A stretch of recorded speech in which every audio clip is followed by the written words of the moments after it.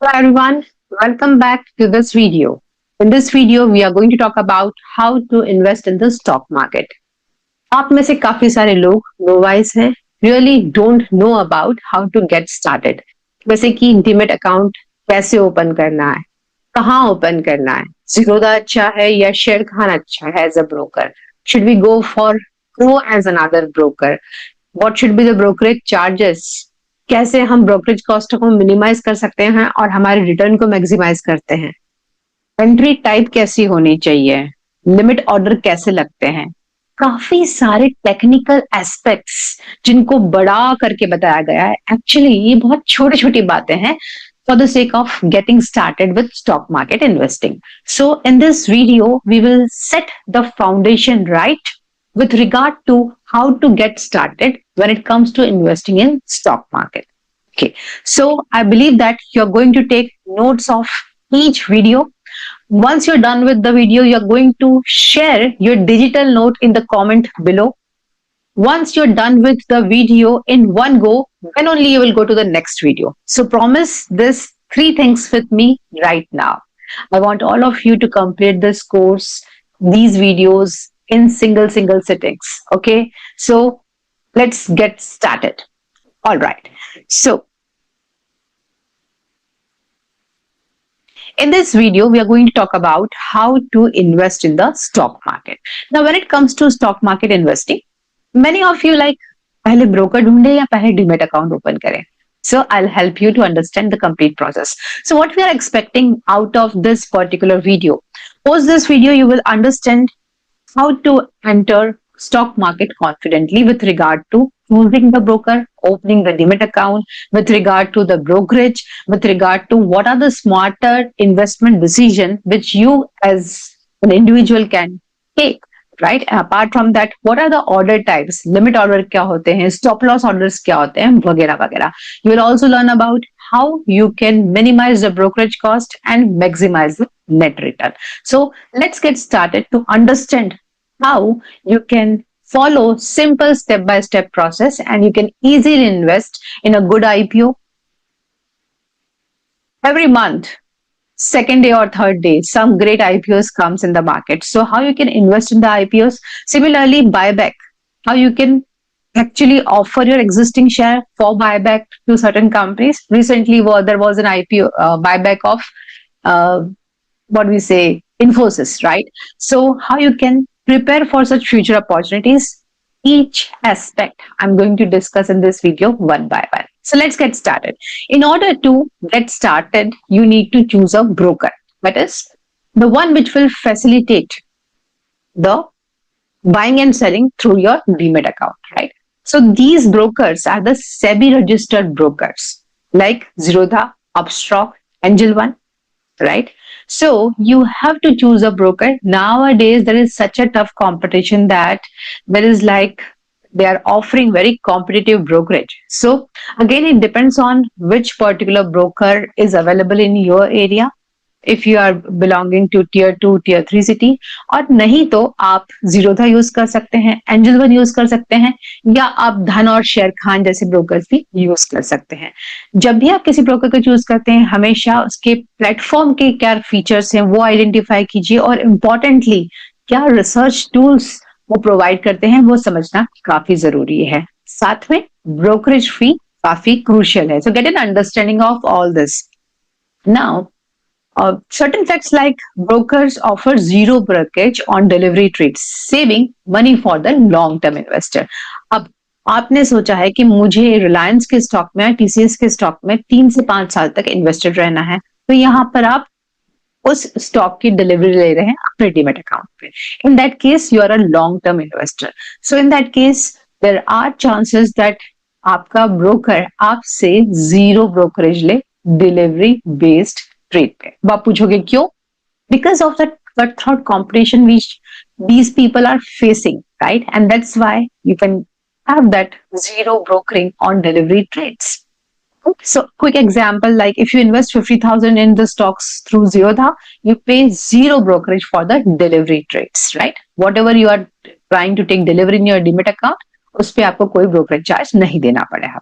Second important aspect is open a demat account. अब demat account क्या होता है? डीमेट अकाउंट वो अकाउंट होता है जिसके अंदर हम हमारे investments in the financial market को डीमटेरियलाइज्ड फॉर्म में होल्ड करते हैं. अब डीमटेरियलाइज्ड फॉर्म यानी क्या? डीमटेरियलाइज्ड फॉर्म मतलब इलेक्ट्रॉनिक फॉर्म में उन स्टॉक्स को, उन स्क्रिप्ट्स को, उन म्यूचुअल फंड को होल्ड किया जाता है. अब ये डीमेट अकाउंट के अंदर आप स्टॉक को या शेयर्स को फिजिकली टच नहीं कर सकते, ये इलेक्ट्रॉनिक फॉर्म में ही एग्जिस्ट करते हैं. तो डीमेट अकाउंट क्या खोलना क्रूशियल है, इंपॉर्टेंट है? So the answer is yes, it is important to open demat account for every such trading which you want to do. Now demat account, जैसा कि मैंने बताया कि डेटा को, स्टॉक्स को, स्क्रिप्ट्स को, म्यूचुअल फंड्स को, आपके सॉवरेन गवर्नमेंट बॉन्ड को, सभी को इलेक्ट्रॉनिकली स्टोर करता है. तो no risk of theft, damage और फिजिकल शेयर सर्टिफिकेट का लॉस हो जाना वगैरह वगैरह. तो उस केस में डीमेट अकाउंट इज क्रूशियल. अब हर तरह की फाइनेंशियल इंस्ट्रूमेंट जो फाइनेंशियल मार्केट में ट्रेड होता है उसको आप डीमेट अकाउंट में होल्ड कर सकते हैं, राइट? जैसे आपने अगर एचडीएफसी बैंक के शेयर्स बाय करें, रिलायंस के बाय करें, टीसीएस के बाय करें, निफ्टी 500 की 500 कंपनीज के सभी स्टॉक बाय करें, वो सब आपके डीमेट अकाउंट में क्रेडिट हो जाएंगे, मतलब जमा हो जाएंगे, और आपको फिजिकल सर्टिफिकेट नहीं दिए जाते हैं आज की तारीख में एज पर सेबी रिक्वायरमेंट. सो आपको फिजिकल सर्टिफिकेट संभालने का प्रॉब्लम नहीं, and you eight the same point of time go ahead with the demat account which is holding all your scripts, all your mutual funds in electronic form. अब इसके फायदे हैं, बिल्कुल हैं, जरूर देखेंगे हम कैसे. डीमेट अकाउंट को कई बार लोग ट्रेडिंग अकाउंट भी बोलते हैं. Trading account is basically used to buy and sell the shares on NSE or BSE. NSE, BSE we already discussed. अब exactly connects your bank account and demat account togetherly. Now, अगर आपको trading account होगा तो आप easily किसी भी stock को किसी भी समय पर बाय या सेल कर सकते हैं. इंपॉर्टेंटली जब आप डीमेट अकाउंट ओपन करते हैं या आप ट्रेडिंग अकाउंट ओपन करते हैं, आपको अपना बैंक अकाउंट जो आधार से कनेक्टेड है वो इस डीमेट अकाउंट, ट्रेडिंग अकाउंट के साथ में लिंक करना पड़ता है, कनेक्ट करना पड़ता है. अब आप पूछोगे क्या ये मैंडेटरी है? बिल्कुल मैंडेटरी है. अदरवाइज आप बताइए, कोई भी स्टॉक या कोई भी स्क्रिप्ट या म्यूचुअल फंड आपने परचेस किया तो उस परचेस का पेमेंट कैसे करेंगे? इट्स वेरी डिफिकल्ट कि हर एक परचेस के लिए आप बैंक जाएं और वहां पर एक स्लिप लें और स्लिप को फिलअप करें और सबमिट करें. इसलिए इलेक्ट्रॉनिक तरीके से चीजों को मैनेज किया जाता है और ये एक system completely government of India SEBI के रेगुलेशन के अंदर आता है. तो हमें क्या करना है, हमारे बैंक अकाउंट को इस डीमेट अकाउंट से, इस ट्रेडिंग अकाउंट से लिंक करना होता है, चाहे आप किसी भी ब्रोकर के पास में अपना अकाउंट ओपन करें. Once that is done, right, आपकी जितने भी सेल्स और परचेस होंगे डायरेक्टली यूपीआई के थ्रू या नेट बैंकिंग के थ्रू इस डीमेट अकाउंट के थ्रू होंगे, इस बैंक अकाउंट के थ्रू होंगे. मतलब अगर आपने परचेस किए कोई स्टॉक तो डायरेक्ट पेमेंट आपके यूपीआई कनेक्टेड बैंक अकाउंट से लिंक होते हुए जाएगा और आएगा. काफी इजी हो जाता है. सो आप जैसे फॉर एग्जाम्पल मैं पर्सनली धन यूज करती हूँ एज अ ब्रोकरिंग प्लेटफॉर्म या एज अ ब्रोकर, राइट? तो उस केस में मुझे इंस्टेंट विड्रॉवल या इंस्टेंट डिपॉजिट करने के लिए मेरे बैंक अकाउंट से केवल यूपीआई ट्रांजैक्शन कनेक्ट करना होता है और वो ट्रांजैक्शन कंप्लीट हो जाता है, एग्जीक्यूट हो जाता है instead of waiting for the settlement. So hardly the complete process get done in 1 minute or less than 1 minute, I'll say, right? So instant fund withdrawal, instant fund deposit की requirement के features भी available हैं और ये सब कुछ सेबी के framework के हिसाब से होता है. मतलब कोई भी ब्रोकर अपनी मनमानी नहीं कर सकता है. तो आपने जब डीमेट अकाउंट खुला है आपको केवाईसी भी कंप्लीट करने होंगे. What is KYC? That is know your customer. ये रिक्वायरमेंट किसकी है? सेबी की है, जो हर ब्रोकर हाउस को फॉलो करनी होती है. केवाईसी के तहत आपको अपना bank details, Aadhaar, PAN, address proof ये ऑनलाइन वेरीफाई करना पड़ता है. आजकल तो ऑनलाइन आधार, ओटीपी के थ्रू ये सब वेरिफिकेशन काफी इजीली हो जाते हैं. DigiLocker is also use to complete the KYC verification. तो once your demat account being opened is verified using Aadhaar OTP, Aadhaar based verification, आप क्विकली अपने अकाउंट से buying and selling of stock start कर सकते हैं, right? So once that is done, it is important to understand that while you choose any of the broker, you also consider the brokerage fee. तो brokerage जो fees है उसको लेकर दो तरह के ब्रोकर्स है, ये आपको ध्यान में रखना है. फर्स्ट है डिस्काउंट ब्रोकर और सेकंड है फुल सर्विस ब्रोकर. अब इसमें क्या डिफरेंस है, जरा समझने की कोशिश कीजिए. तो है ऐसे ब्रोकर्स जो कहते हैं हम आपको केवल ये प्लेटफॉर्म देंगे, को क्या बाय करना है, क्या सेल करना है, आप अपना डिसीजन अपने आप लीजिए, राइट? तो जितनी बाय कर रहे हैं, सेल कर रहे हैं, क्वांटिटी वो आपको डिस्प्ले होगी, तो हम हमारी तरफ से कोई रिसर्च करके आपको नहीं देंगे, right? So these are like the one who are like the low cost broker, जिसको हम कहते हैं डिस्काउंट ब्रोकर्स. सेकेंड हुए फुल सर्विस ब्रोकर, हम रिसर्च भी करेंगे, हम एडवाइजरी भी देंगे, और आप इस तरह से अपना ट्रेड प्लान कर सकते हैं बाइंग और सेलिंग का. जब कोई ब्रोकरिंग हाउस या ब्रोकर रिसर्च सर्विसेज देता है, एडवाइजरी सर्विसेज भी देता है, तो उस केस में वो ज्यादा फी चार्ज करेगा, right? So same thing applies here. So while you're choosing any of the demat accounts to be opened with any of the brokers, you need to understand कि आपको discount broker चाहिए या full service broker चाहिए. So to start with, you can start always with a full service broker so that you also understand कि ये लोग आपको जब कोई एडवाइजरी देते हैं, क्या तरह का एडवाइजरी देते हैं, क्या तरह की एडवाइसेस ये आपको प्रोवाइड करते हैं to execute the trade, and at the same point of time इस तरह की रिसर्च ये आपसे शेयर करते हैं. So that will give you a fair idea about कि मार्केट में एग्जैक्टली क्या चल रहा है at any point of time. Otherwise if you can actually deep dive into any of the financials, fundamental stuff, always you can go for a discount broker. Completely okay. So always check for the brokerage fee which you feel that this is okay for me. So these days there is a cutthroat competition, even if they are the discount brokers or full service brokers. So go for a good brand. This is what I'll suggest. Okay. Okay, so again, for example, I have shared here like Zerodha charges 20 rupee per trade. However, ICICI Direct may charge a percentage basis of fee on the basis of amount you invest, right? So again here for Zerodha, no matter whether आपने 1 लाख का कोई buying या selling किया है या आपने 5 लाख का buying selling किया है या 5,000 का बाइंग सेलिंग किया है, बट जब फुल ब्रोकर होते हैं जैसे कि आईसीआईसी डायरेक्ट या शेर खान, तो उस केस के अंदर इनकी brokerage fee amount of investment के हिसाब से ऊपर नीचे होती रहती है.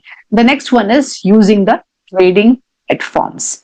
Now, brokers may offer mobile apps and web platforms. What are this? These are the trading platform. कई बार ऐसा होता है कि हम हमेशा लैपटॉप के सामने नहीं बैठ सकते बाय या सेल करने के लिए. हमें एक ऐप चाहिए जिसके थ्रू हमें कंप्रेस्ड मैनर में पिक्चर मिले कि मार्केट में एग्जैक्टली चल क्या रहा है. So these are the mobile applications being provided by many of the brokers these days, right? या हम कहें web platform. So personally for example I use Sharekhan at times, I use Dhan at times, right? So these are the mobile apps which I find very handy. Some people do use Grow, some people do use Zerodha. So in that case, these trading platforms are used for the sake of placing the orders and tracking your investment. So again, completely dependent on your choice, which you're comfortable with. So that's how you can use a trading platforms, right? Many of you might be having your existing trading platforms, mobile apps with you. So that's completely okay if you continue with that. Okay. Now it's important to understand the order types. What do you mean by order types? Order types basically means what are the types of order which the market, that is the stock market, accepts. So on your behalf, the broker will definitely place this order through your account. जैसे आपने submit किया, वो broker के through वहां stock market में वो order place हो जाता है. Now the very first type of order is the market order, that is buy or sell instantly at the current price. जैसे ही आपने मार्केट ऑर्डर क्लिक किया अपने मोबाइल ऐप पे या वेब एप्लीकेशन पर, जो भी उस समय मार्केट में उस स्टॉक का बाइंग या सेलिंग प्राइस होगा उस पे वो ऑर्डर एग्जीक्यूट हो जाएगा. सो बाय और sell instantly at the current prices, right? That is the market order. Second is limit order. Say for example, Reliance का स्टॉक अगर आज 1302 के लेवल पे ट्रेड कर रहा है, आप इस स्टॉक को 1300 के लेवल पर बाय करना चाहते हैं, तो आपने यहाँ एक स्पेसिफिक प्राइस डिसाइड करी है. You will put that specific price in the limit order rate, right? Say I want to buy 10 stocks of Reliance at 1300, not at the current market price of 1300. Oh, जैसे ही आपने system में यह order डाला, system will wait कि prices 1300 के level पे जैसे ही आएंगी, your order will get triggered, and that's how you can buy that stock on the specified price, stating the limit price. Okay. Next is the stop loss order. मतलब आपने auto cell feature है enable कर दिया to limit the losses. अब आपको लगता है कि इस स्टॉक को मुझे आज ही ट्रेड करना है, मतलब मुझे इंट्राडे ट्रेडिंग करनी है, that is same day buying या सेलिंग करनी है. मैंने अगर उस स्टॉक को 1300 में खरीदा और मैं नहीं चाहती कि इस स्टॉक की वैल्यू 1290 से नीचे गिरे, 1290 से नीचे के लेवल्स पर जाए, तो वहां पर मैंने एक stop loss order limit set कर दी कि 10 रुपए से ज्यादा अगर ये ऑर्डर नीचे जाता है या 1290 से नीचे ये ऑर्डर जाता है, तो ये अपने आप मेरे अकाउंट से सेल हो जाए. So that is the stop loss order. अब जब मार्केट काफी वॉलेटाइल है, these days we are listening that there are wide fluctuations in the stock prices, right? So ऐसे समय में अगर आप कोई इंट्राडे ट्रेड कर रहे हैं, तो आपको स्टॉप लॉस ऑर्डर सेट करना काफी भारी भरकम लॉसेस से बचा सकता है, बिकॉज कई बार आप काम में रह गए और आप स्टॉक मार्केट का स्क्रीन देखना मिस कर गए. So in that case the stop loss order will help you. So this is how you can set the type of orders, market order, limit order and stop loss order. अब आप कहेंगे कि I'm a novice, I really don't know how to buy or sell. Start with one single stock, buying and selling, post your research, okay? और उसका limit order, stop loss order लगा के you can check how these works. Apart from that, there are lot many links on the open resources which you can use to understand कि हर application की basis पर किस तरह से ये orders work करते हैं, right? So let's get started with the next part. Now, set up a watch list. Watch list क्या होती है? Watch list is basically a list which you can maintain for the sake of viewing, for the sake of watching. मतलब आपको लगता है कि अगर पूरी यूनिवर्स के अंदर 500 स्टॉक है, मुझे 500 स्टॉक में ना ही इन्वेस्ट करना है, ना ही मुझे उन्हें बाय और सेल करना है, क्या मैं एक वॉच लिस्ट बना सकती हूँ? मतलब ये स्टॉक्स मेरे वॉच में है, मेरी लिस्ट में है, and I would be keeping an I on this stocks, right? So this could be a watch list which I can design for any sector specific, या maybe like a diversified watch list having some stocks from auto, some stocks from FMCG, some stocks from IT, and so on so far. Once this is done, you need to check only the watch list to understand कि मेरे stocks किस direction में move कर रहे हैं, right? So watch list provides you a comprehensive idea कि ये stock में पिछले हफ्ते या महीनों में किस तरह का movement आया, राइट? और मैं किसी भी स्टॉक को बाय करने की बजाय ऐसे ही स्टॉक को बाय करूंगी जो मेरी वॉच लिस्ट में है, जिनको मैं वाकई में परचेस करना चाहती हूँ, right? So you can add any number of stocks जिसमें आपको इन्वेस्ट करना है in the watch list. For example Tata Motors, Reliance, Infosys, TCS. तो आप एक ट्रैकिंग रख सकते हैं कि हाँ, मुझे जब जब इन स्टॉक्स में डिप्स आएंगे तब उस स्टॉक को बाय करना है. All right, so that's all about this session. Next video we will talk about good versus bad investment. That is, what are the factors that determines the stock investment? See, let's try to understand this. I'm trying to give you comprehensive overview in the very first few sessions so that you feel more confident about investing in the stock market, right? So before getting into the next video, make your notes, List down your key takeaways and mention the same in the comment box below. And don't go into the next video unless and until you take the steps right away from this video to understand how to invest in the stock market. Till then, see you in the next video. Bye bye.